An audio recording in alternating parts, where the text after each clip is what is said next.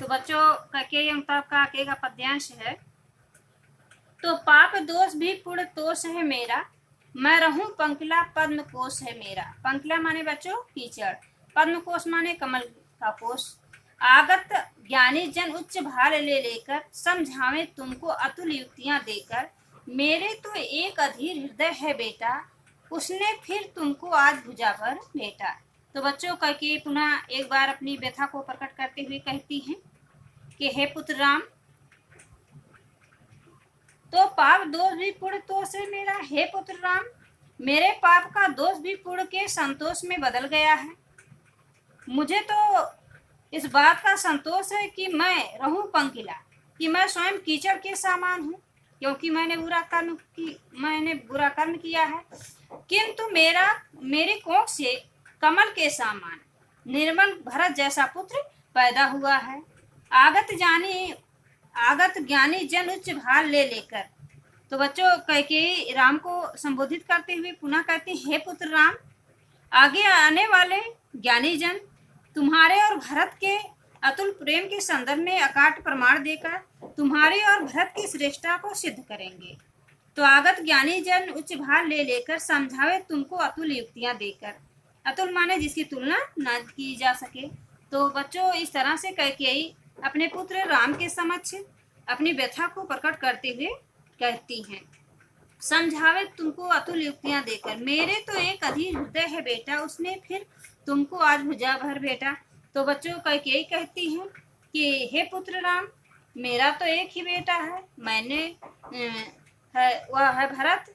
लेकिन भरत को आप निर्दोष मान चुके हैं। मुझे अपराधी सिद्ध करके अपनी विद्वता के गर्व से स्वयं का मस्तक ऊंचा करें। किंतु बेटा, तो मैं तो बस इतना जानती हूँ कि मेरे केवल एक बेटा है, मैं उसकी अधीर हृदय वाली माँ हूँ। तर्कों के लिए मेरे हृदय में कोई स्थान नहीं है।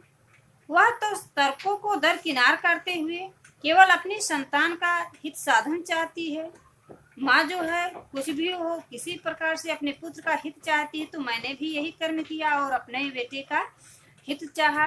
बेटा, मेरे भीतर भी माँ का वही अधीर हृदय है जो किसी प्रकार का तर्क नहीं चाहती। वह तो मात्र इतना चाहती है कि उसके पुत्र परस्पर प्रेम के साथ उसकी आंखों के सामने रहे। वही अधीर हृदय अब तुम्हें अपनी बाहों में भरकर घर लौट चलने का आग्रह कर रही है।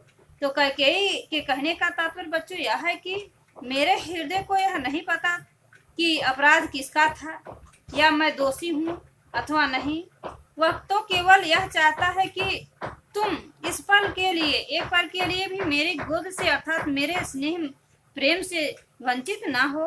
अतः बिना कोई तर्क किए तुम, हे बेटा, अब अयोध्या लौट चलो। इस तरह से माता कैकेयी ने पश्चाताप करते हुए अपने पुत्र राम को समझाया है। तो बच्चों रस जो है यहाँ वात्सल ही होगा, क्योंकि कैकेयी और राम का पुत्र प्रेम दिखाया गया है। छंद सवैया ही है, गुण प्रसाद है, शब्द शक्ति व्यंजना है, अलंकार पुनरुक्त प्रकाश, क्योंकि एक ही शब्द दो बार आया है। तो बच्चों जो पद्यांश पर आधारित प्रश्न होंगे, तो ज्ञानी जन किसे अकाट तर्क देकर समझाने का प्रयास करेंगे। या प्रश्न हो सकता है, कैकेयी का अधीर हृदय श्री राम से क्या आग्रह कर रहा है। या इस तरह से प्रश्न पूछा जा सकता है, किसने किसको भुजा भरकर भेटा है। तो बच्चों इस तरह से प्रश्न अभ्यास करने की कोशिश करें।